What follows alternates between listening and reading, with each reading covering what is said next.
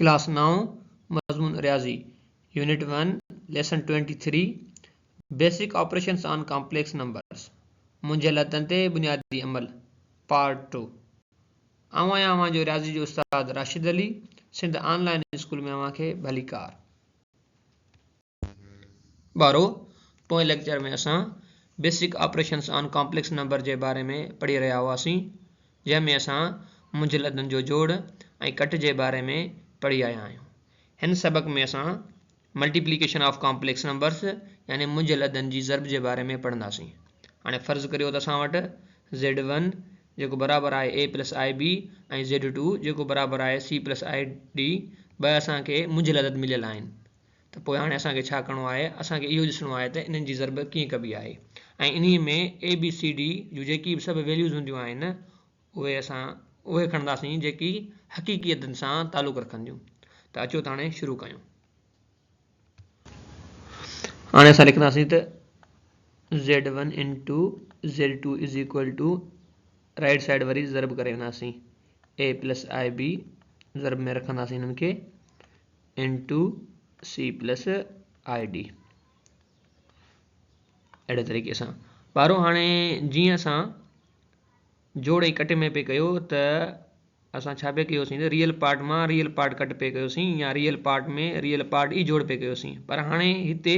ज़रब जे अंदरि उहा कंडीशन न आहे। हाणे जीअं असां आम तौर ते जीअं ॾिंगनि जी ज़रब कंदा आहियूं हिसाबनि जे अंदरि उहो साॻियो ई तरीक़ो अपनाइबो हिते, सही आहे। पहिरियां असां छा कंदासीं, का हिकु जेका ॾिंगी आहे उहा रखबी, उन सां ॿी ॾिंगी जो हिकिड़ो अदद खणी ज़रब करे वञिबो, पोइ वरी असां जेका आहे ॿियो अदद खणंदासीं, वरी उन ॾिंगी सां छा कबो ज़रब करे वञिबो। अहिड़े तरीक़े सां अचो त हाणे तव्हां तवजो ॾियो ऐं ॾिसंदा हलो ऐं सम्झंदा बि हलो। हाणे असां छा कंदासीं हिते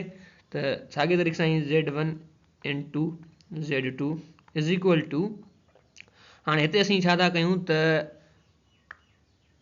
A खे ॿाहिरि खणंदासीं, ठीकु आहे, पोइ उन खे हिन ब्रैकेट सां मल्टीप्लाई करे वेंदासीं, पोइ वरी IB खे ॿाहिरि रखंदासीं ऐं हिन ब्रैकेट सां ज़रब करे वेंदासीं। अहिड़े तरीक़े सां असां हूअं बि ज़रब छॾाईंदा आहियूं। त हिते लिखंदासीं A into C plus ID, साॻे तरीक़े सां पोइ प्लस जी निशानी ॾींदासीं, लिखंदासीं IB C प्लस ID, सही आहे। हाणे हिते असां A खे C सां पहिरियां ज़रब कंदासीं AC थींदो, वरी A खे ID सां ज़रब कंदासीं थींदो ADI। त अचो हाणे असां हिनखे लिखूं, हेॾां लिखंदासीं Z1 into Z2 is equal to AC plus AID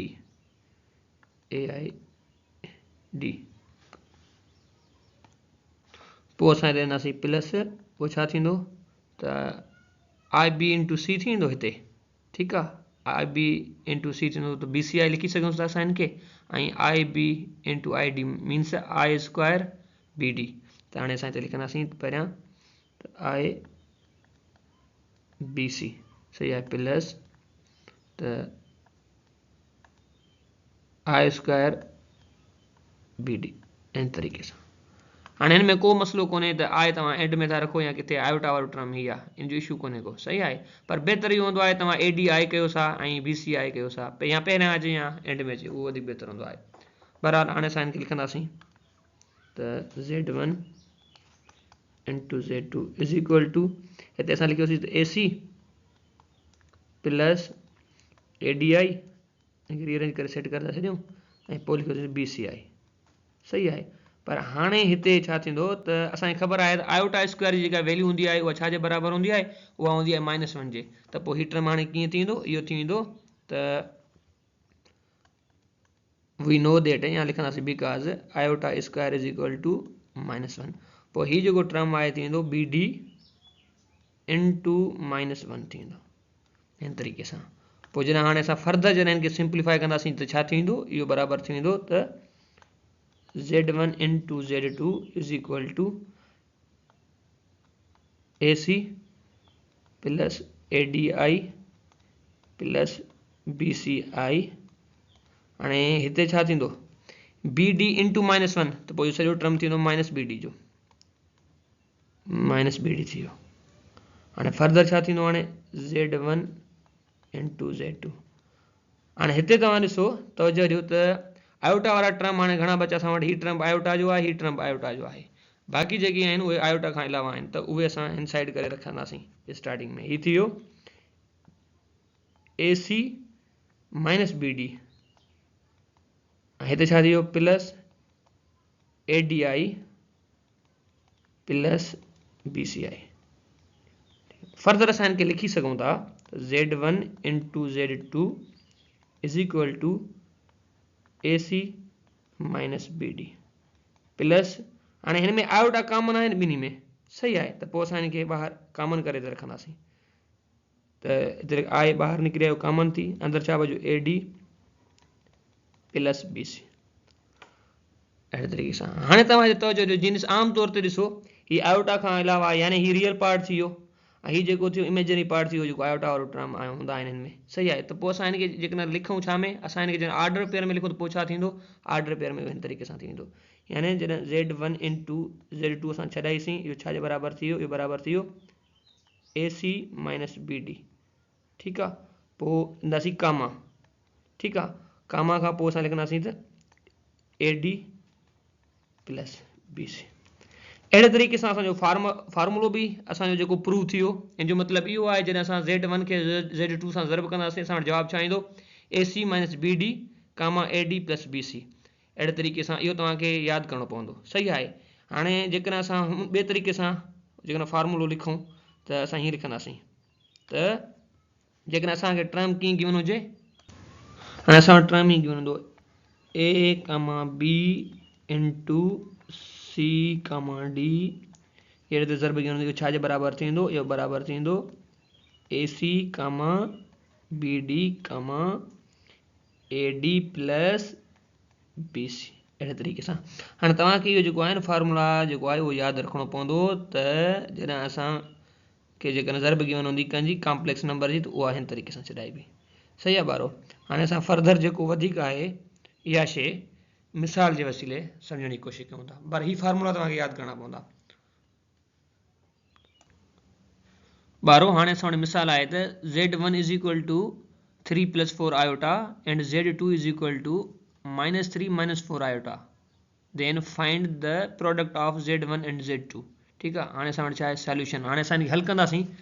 सही आहे। त हाणे इहो कीअं थो हल थिए, तवजो ॾियो, त सभु खां अवल असां लिखंदासीं त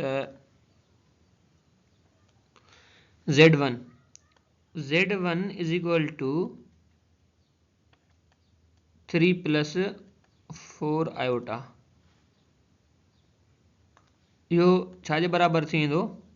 ऑर्डर पेयर जे अंदरि, इहो ऑर्डर पेयर जे अंदरि बराबरि थींदो 3 कामा 4 जे। ऐं असां वटि Z2 छाजे बराबरि आहे, Z2 बराबरि आहे असां वटि माइनस 3 माइनस 4 आयोटा, इहो ऑर्डर पेयर में छाजे बराबरि थींदो, इहो बराबरि थींदो त माइनस 3 कामा माइनस 4, सही आहे। जीअं त असांखे ख़बर हूंदी आहे त Z1 बराबरि हूंदो आहे त A प्लस B आहे, ठीकु आहे। त असां वटि हिते छा थींदो, असां इन्हनि जेके वैल्यूज़ गिवन आहिनि 3 4 माइनस 3 माइनस 4 Z1 ऐं Z2 जा, त इन खे असां इहे माना बराबरि करे वेंदासीं A B ऐं C D जे। त अचो ॾिसूं त A जे बराबरि छा आहे, B जे बराबरि छा आहे। हाणे रखे था वञूं, असांजो A जे बराबरि आहे 3, B जे बराबरि आहे 4, C जे बराबरि आहे माइनस जो 3 ऐं D जे बराबरि आहे माइनस जो 4। अहिड़े तरीक़े सां हाणे असांखे यादि आहे फार्मूला जेको आहे असां हिन में यूज़ कयोसीं, वी नो दैट हिकिड़ो फार्मूलो असां इस्तेमालु कयोसीं, उहो जेको तव्हांखे यादि करिणो आहे Z1 into Z2 is equal to what, इहो बराबरि हूंदो आहे असां वटि AC, हींअर असां प्रूव बि कयो ऐं पढ़ी आया आहियूं, AC माइनस BD कामा ॾींदासीं त AD प्लस BC। अहिड़े तरीक़े सां हाणे असांखे छा करिणो आहे, जस्ट इन फार्मूला जे अंदरि इहे वैल्यूज़ पुट करे पोइ इन खे ज़रब जेको आहे ॾेई छॾिणो आहे, सही आहे। इन सां असांजो वक़्तु बि बचंदो ऐं चङी तरह असांजो हिसाब बि सॉल्व थींदो, बजाए इन जो असां हर ब्रेकेट खणी ऐं सॼी खे मल्टीप्लाए कयूं, पर असां हाणे फार्मूला जे वसीले हल कंदासीं। हाणे हिते असां वटि छा थींदो, हाणे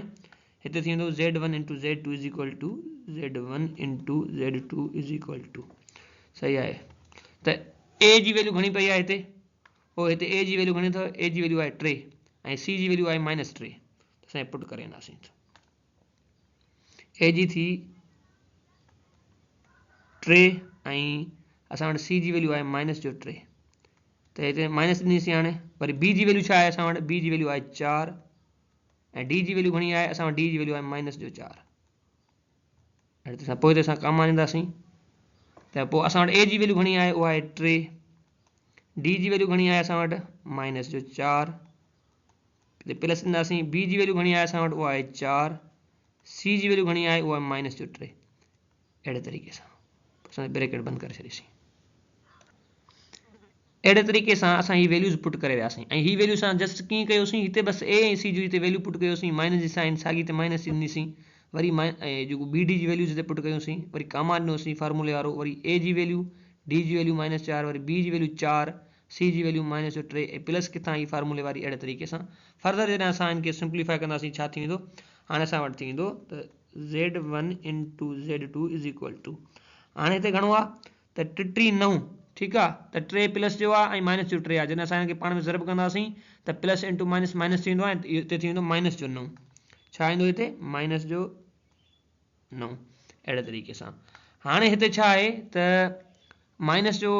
हिते जेको 4 आहे सम्झो त ऐं हिते माइनस जो 4 आहे माइनस इंटू माइनस थींदो प्लस 4 चऊं 16 त हिते थी विया प्लस जा 16 छा थी वियो हिते प्लस जा 16 अहिड़े तरीक़े सां पोइ असां ईंदासीं छा कामा ॾिनीसीं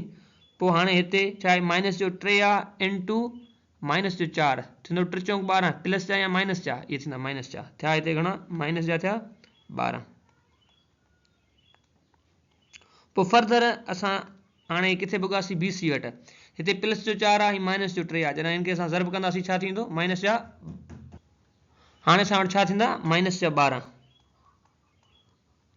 अहिड़े तरीक़े सां ॾिसो ॿारो हाणे मां तव्हांखे ॿुधायांव थी कीअं थिया सही आहे। हाणे फर्दर छा थी वेंदो असां वटि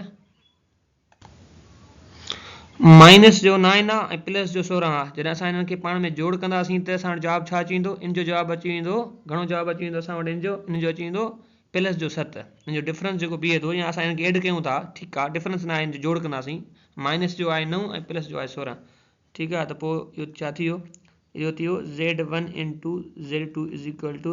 आयो 7 वरी कामा खां पोइ जेको आहे त हिते बि आहे माइनस जो 12